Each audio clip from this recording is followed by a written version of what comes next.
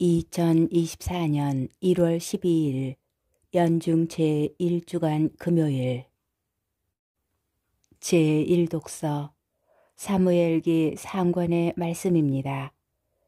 그 무렵 모든 이스라엘 원로들이 모여 라마로 사무엘을 찾아가 청하였다. 어르신께서는 이미 나이가 많으시고 아드님들은 당신의 길을 따라 걷지 않고 있으니 이제 다른 모든 민족들처럼 우리를 통치할 임금을 우리에게 세워주십시오.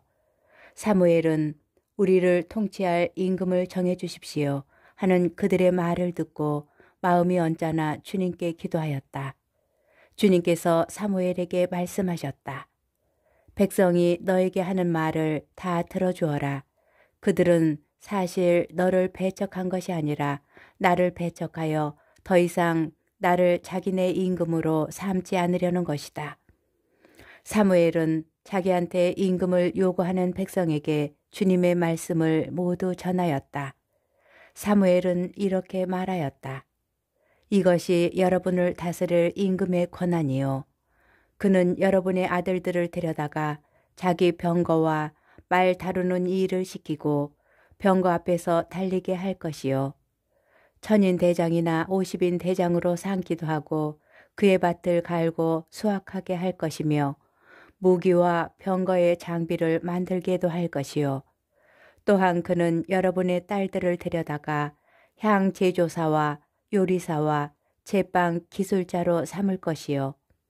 그는 여러분의 가장 좋은 밭과 포도원과 올리브밭을 빼앗아 자기 신하들에게 주고 여러분의 곡식과 포도밭에서도 11조를 거두어 자기 내시들과 신하들에게 줄 것이요. 여러분의 남종과 여종과 가장 뛰어난 젊은이들 그리고 여러분의 나귀들을 끌어다가 자기 일을 시킬 것이요. 여러분의 양떼에서도 11조를 거두어 갈 것이며 여러분마저 그의 종이 될 것이요. 그제야 여러분은 스스로 뽑은 임금 때문에 울부짖겠지만 그때의 주님께서는 응답하지 않으실 것이요. 그러나 백성은 사무엘의 말을 듣기를 마다하며 말하였다. 상관없습니다. 우리에게는 임금이 꼭 있어야 하겠습니다. 그래야 우리도 다른 모든 민족들처럼 임금이 우리를 통치하고 우리 앞에 나서서 전쟁을 이끌 수 있게 될 것입니다. 사무엘은 백성의 말을 다 듣고 나서 그대로 주님께 아뢰었다.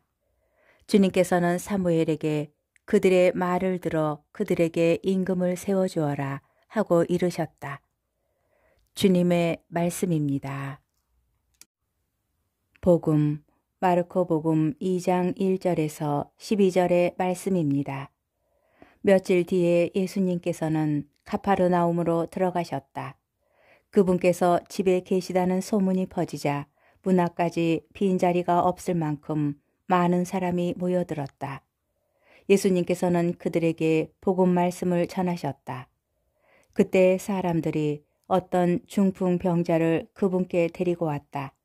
그 병자는 4사람이 들것에 들고 있었는데 군중 때문에 그분께 가까이 데려갈 수가 없었다.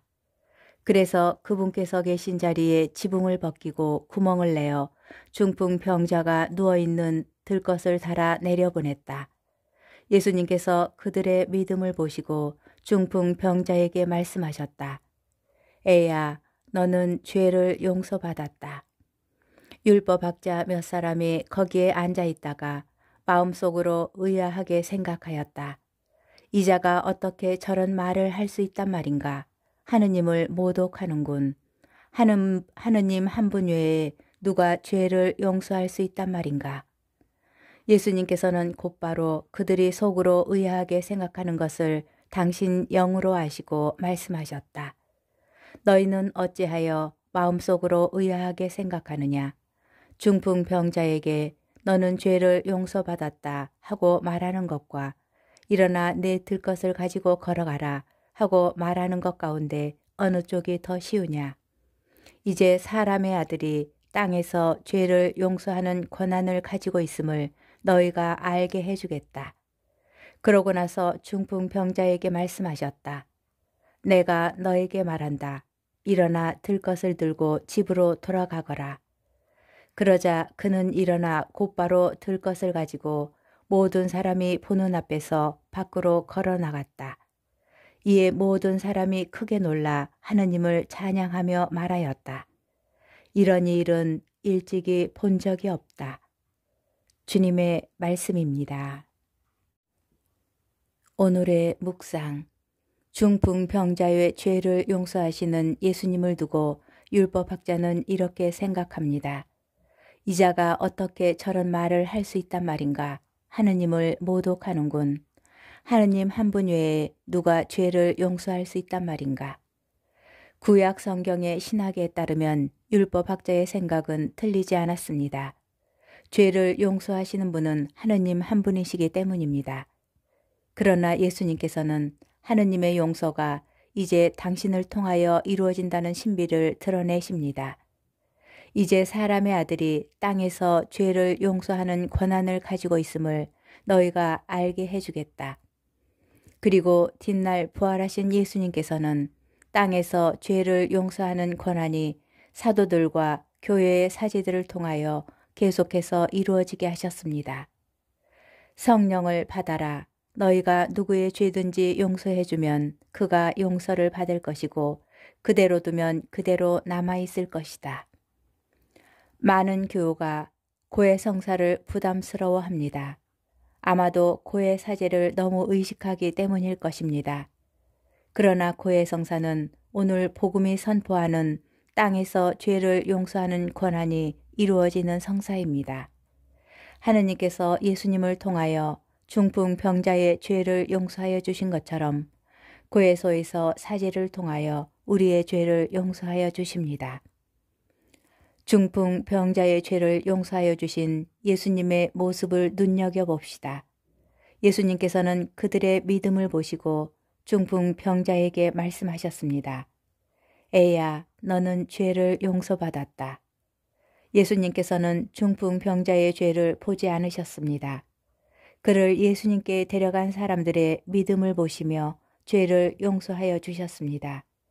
우리가 고해서에서 죄를 고백할 때도 예수님께서는 우리 죄를 보지 않으십니다. 믿음을 보시며 사제들을 통하여 우리의 죄를 씻어 주십니다. 그리고 세상에서 가장 깨끗한 사람으로 만드시어 다시 고해소 밖으로 내보내십니다. 우리가 하느님 나라로 돌아가는 그 순간까지 하느님께서는 몇천 번이고 이 은총을 멈추지 않으십니다.